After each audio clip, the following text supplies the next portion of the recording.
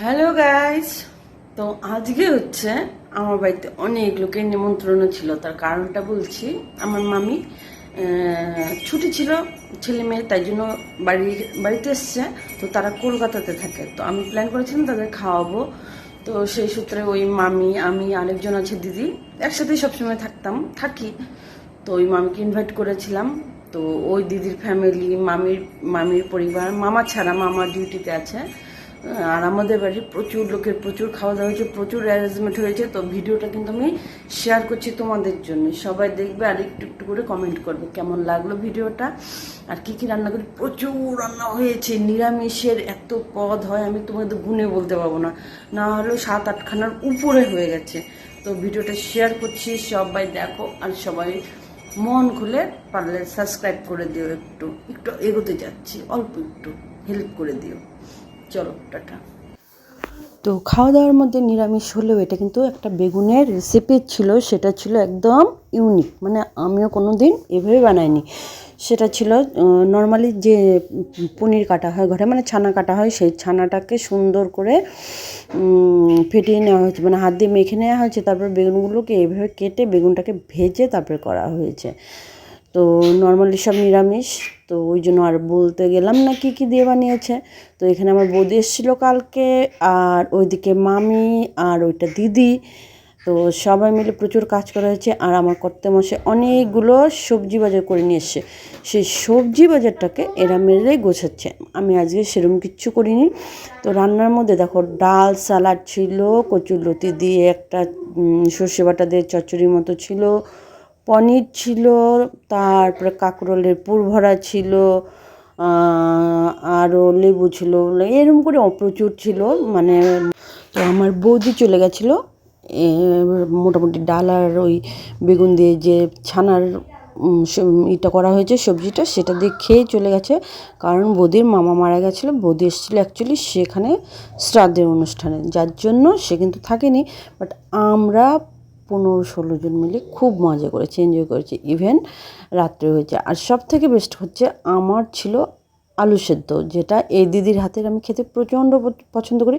সেটা আমার বাড়িতে হলেও আর ওর বাড়িতে খেলেও এই আলুটা ও আমার জন্য তৈরি করবে, মানে মাখবেই শুকনো লঙ্কা ভেজে। অন্যদিন যেমন পেঁয়াজ খাওয়া যায় খাই, আজকে যেমন সোমবার ছিল খাওয়া যায়নি, খাইনি, বাট সেই টেস্টি করে ঝাল ঝাল করে। তো চলো সবাইকে টাটা। হ্যালো এভরিওয়ান, একটা নতুন ভিডিও নিয়ে চলে আসলাম, একদম ছোট্ট 2 মিনিটের ভিডিও। সবাই ধৈর্য ধরে দেখো, ভালো লাগবে। আজকে বলেছিলাম না বাড়িতে অনেক গেস্ট ছিল, তো রাত্রেবেলা একটা প্রিপারেশন করেছিল মামি। এটা ছিল পনিরের। তো পনিরটাকে কিউব করে কেটে নিয়েছে, আর এটা ছিল কর্নফ্লাওয়ার দিয়ে, আর এটা ছিল কর্নফ্লাওয়ার আর গোলমরিচ দিয়ে একটা ব্যাটার তৈরি করেছিল, একটু সামান্য একটু শুকনো লঙ্কা, নুন দিয়ে, গোলমরিচ ছিল। তো দুর্দান্ত হয়েছিল। আমি তো একটা এমনি যখন ফ্রাই করছিল তখনই একটা খেয়ে নিয়েছিলাম, এত টেস্টি হয়েছিল। বাট এটা ফার্স্ট টাইম খেলাম মামির হাতে। তো মামি এগুলো সবগুলো একটু একটু করে ভেজে তুলছে। আর তোমাদের সঙ্গে ভাবলাম এটা যদি শেয়ার না করি তাহলে এটা ঠিক না, তোমাদের জন্য এটা শেয়ার করলাম, সবাই বানিয়ে খেয়ে নিও। হ্যাঁ, আরও একটু ব্যাটার বেঁচেছিলো, সেটা পকোড়া বানিয়ে নিল। রাত্রের জন্য আলু সেদ্ধ ছিল, মাখা হবে।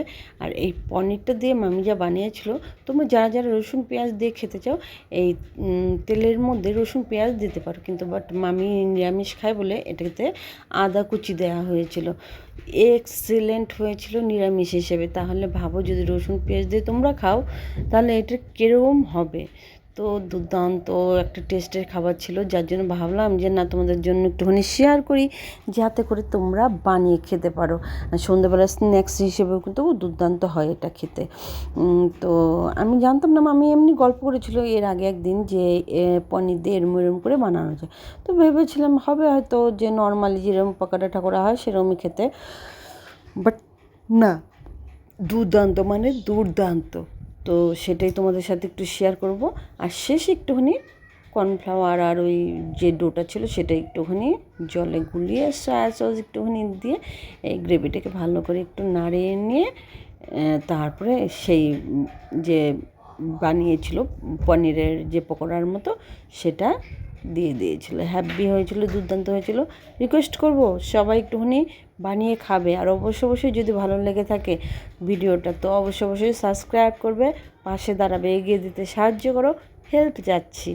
আর এই সুন্দর সুন্দর রান্নাগুলো আমি তোমাদের জন্য একটু একটু করে যেটুকুনি পারি সেটুকুনি ছোট্ট ছোট ব্লগ হিসেবে নিয়ে আসবো।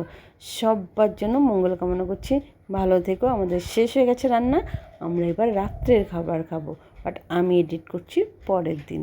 তো চলো টাটা সবাইকে, বানিয়ে কিন্তু খেয়ে অবশ্যই ভুলো না, না হলে এই স্বাদ কিন্তু একদম ভুলে যাবে, পরে কিন্তু আর বানাতে পারবে না।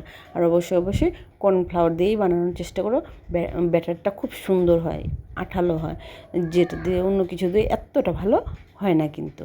তো চলো আজকের জন্য টাটা সবাইকে।